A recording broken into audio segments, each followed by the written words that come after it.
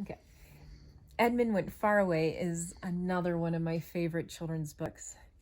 It is written by Martin Bax, illustrated by Michael Foreman. It's just a fun story of a young little boy, and I have a few little boys at home, so it's kind of fun for me. All right, Edmond went far away. Edmond's home. Sorry, I'll try not to be wiggly. Edmond's home. Edmond lived on a farm. A dirt path led from the road, crossed in front of the farm, and ran on through the fields down the hill. If you turned right when you left the house, you came to the pond. On the pond were 3 white ducks. When Edmond came to the water's edge, they often turned from whatever they were doing and swam towards him. Sometimes Edmond gave them bread. The ducks and Edmond were good friends. Right across from the house, there was a big barn with a pigsty beside it. In the sty lived a huge fat sow. She often had as many as 12 piglets with her. Just now she had none, but she was very, very fat. She lay on the ground and didn't get up when Edmond came to see her. She just opened her eyes, looked at him, and grunted. In the barn, in the deep straw, were the calves.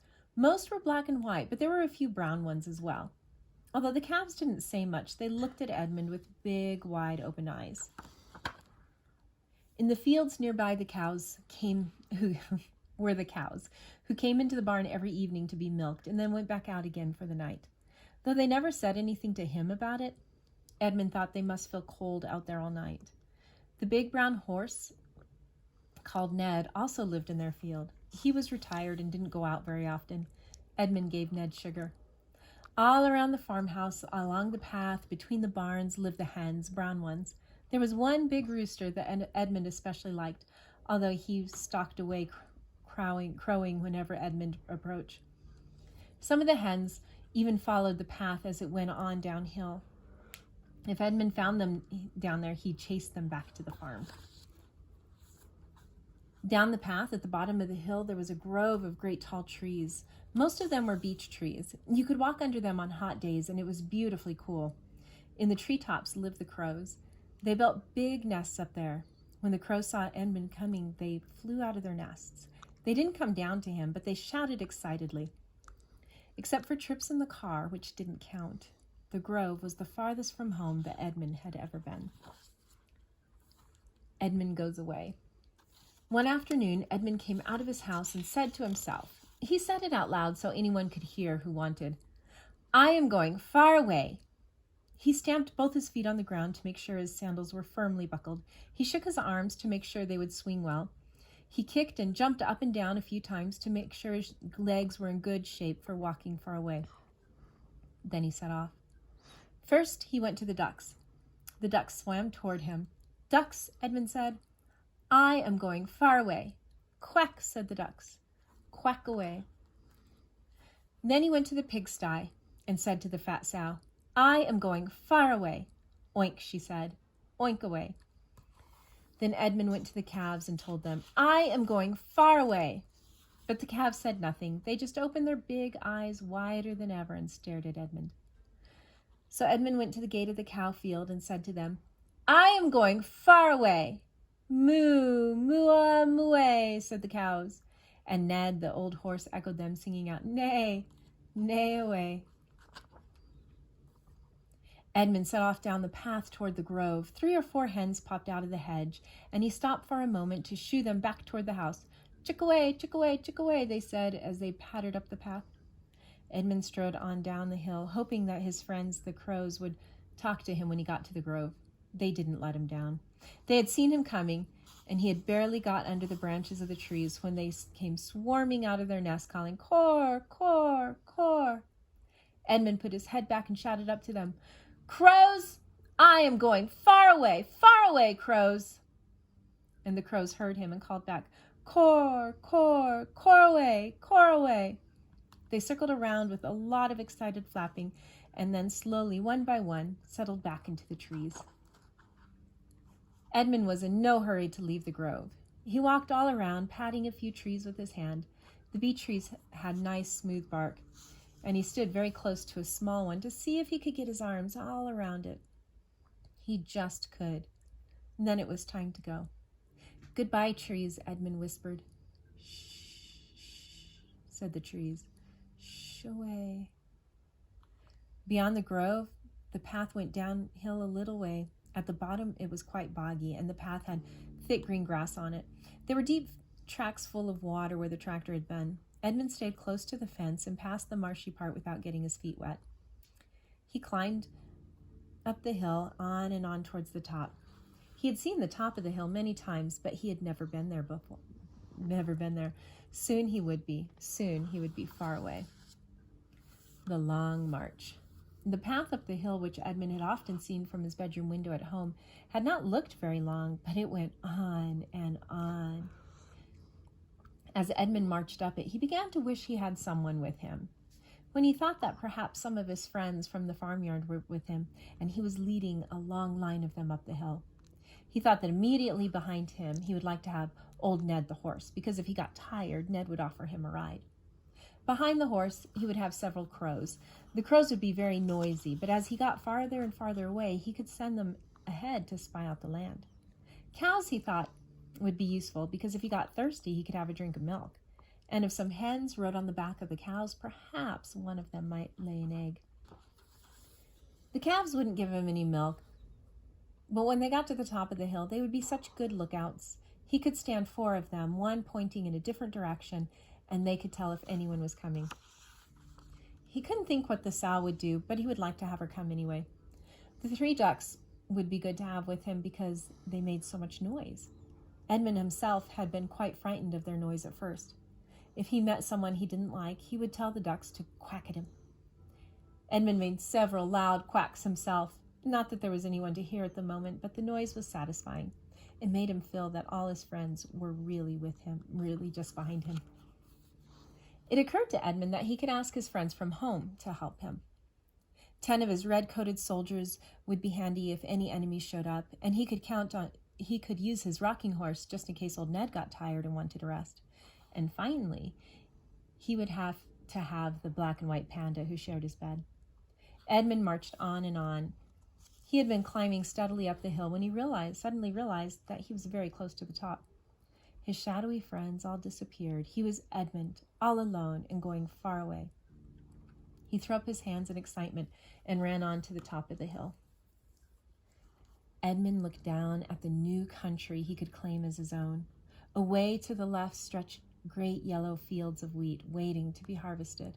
To his right there was a village nestled among the trees, and he could see a tall tower of a church. And beyond the land again, on the top of the hill, was something that looked just like a castle. Best of all, right below him, and not very far away, was a lake. The lake ended in rushes on one side, and beyond them was trees. On the other side, the lake had a steep bank, and a boat was tied up to it. On the lake itself, there was a single swan swimming round and round, while among the rushes were green and brown ducks poking out their beaks into the mud. All this was Edmond's country. He wanted to hug it all. He had found it by going far away. A night far away. Edmond had been so excited to see his new country that he ran a little way down the hill. Now he found he could no longer see the grove, the fields, the barn, or the farmhouse. He ran quickly back to the top of the hill and looked back the way he had come.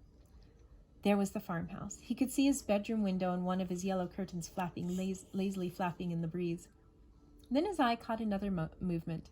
A familiar figure was walking up the path towards him. It was his father.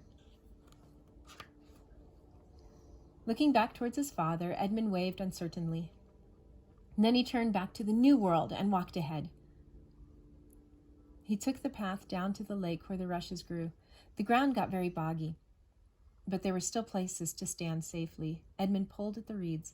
They were firmly rooted, but finally he got a good long one that he held up like a sword as he walked around the lake towards the boat. Where the boat was moored, Edmond found the bank was propped up by some wooden boards that had been driven into the water. This meant you could walk right up to the edge of the lake. Laying down, he could lean over the edge and just get his hand into the water to make some waves to rock the boat. Edmond got up, pulled the rope that moored the boat, and when it reached the bank, jumped in. In the boat were big oars. He could just lift them, but they were too big for him to use. When his father finally caught up with Edmond, they rowed out to the center of the lake because Edmond wished to speak to the swan. But the swan bowed its head twice at them very politely. and then swam away. They moored the boat again. Edmond walked on around the lake, picking up wood that had collected at the edge. In his knapsack, Edmund's father had a frying pan and some sausages. They built a fire with the driftwood and ate the sausages and baked beans. By now it was quite dark, and the moon had risen. Edmund was glad to find that his father had brought with him his sleeping bag. Because their fire was a little way up the hill from the lake, Edmund could snuggle down and look over the water. Wreaths of mist spiraled up from the lake. They looked, Edmund thought, like ghostly people, but friendly ones because they had come from his lake.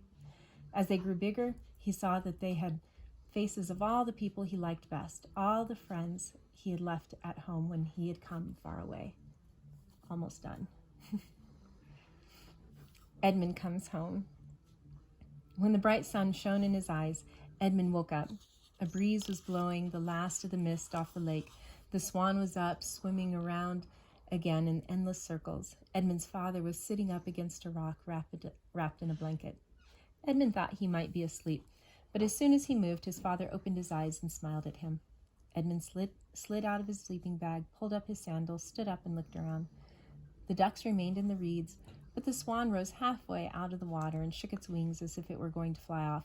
Instead, it settled back into the water and glided towards Edmund, bowing goodbye. Edmund noticed that there were crows in the trees by the lake. Next time, he would go over and talk to them. Edmund's father seemed sleepy, so Edmund put the frying pan back in the knapsack, stuffed his sleeping bag beside it. He pointed up the hill, and his father nodded, smiling at him but saying nothing. Edmund turned and waved goodbye to the Swan and to the ducks who were just emerging from the reeds. Then he waved to his father and started up the hill.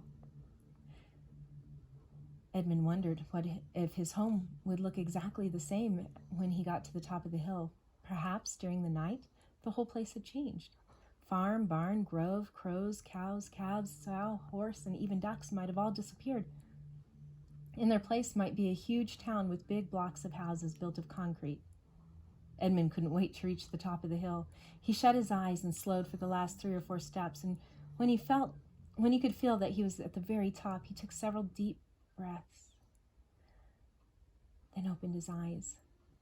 It was still all there. The farmhouse looked the same, although the bedroom window had been shut, so the curtain wasn't flapping. The barn stood solid and square. In the field by the house were the cows and Ned. Ned was still there. He had not been far away. Edmund ran down the grove. While he had been away, the leaves seemed to have grown greener and brighter. He rushed in among the trees and ran up to the small one. It was even smaller than yesterday. He could get his arms around it much more easy. And where were the crows? Edmund realized that they had not noticed him coming from a different direction. He dashed out of the grove, shouting, "Crows, crows, I'm here!" And when they heard him, they came pouring out of their nests, swooping down towards him. "Crows," Edmund shouted, "I have been far away." "Caraway," they cried. As Edmund hurried up the path to the farm, the crows flew around in groups, calling again and again. This excited the hens, who bustled down the path to meet him. Chick-away, they clucked. The big rooster was there, poking his head at Edmund. He let forth a loud crow. Had Edmund really come back? The cows clustered along the edge of the field, greeting Edmund. "Moo away, moo away." Edmund leaned over the gate, arching his neck, tossing his head with excitement. Ned leaned over the gate, not Edmund. Ned leaned over the gate, arching his neck and tossing his head with excitement. The calves said nothing as usual, but they all lined up in front of the open barn and stared. And the sow? She was no longer alone. She had at least 12 piglets with her. She actually stood up and came forward to grunt at Edmund, and the piglets came squealing along beside her to gasp in amazement at the stranger. Edmund paused to try and count them, but they scrambled around so much it was impossible.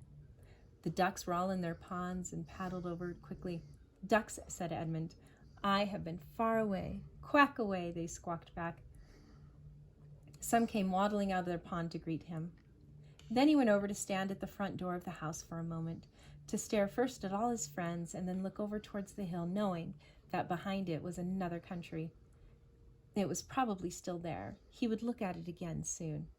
"I have been far away," he shouted as he turned to enter his home. I have been far away and I have come back. The end.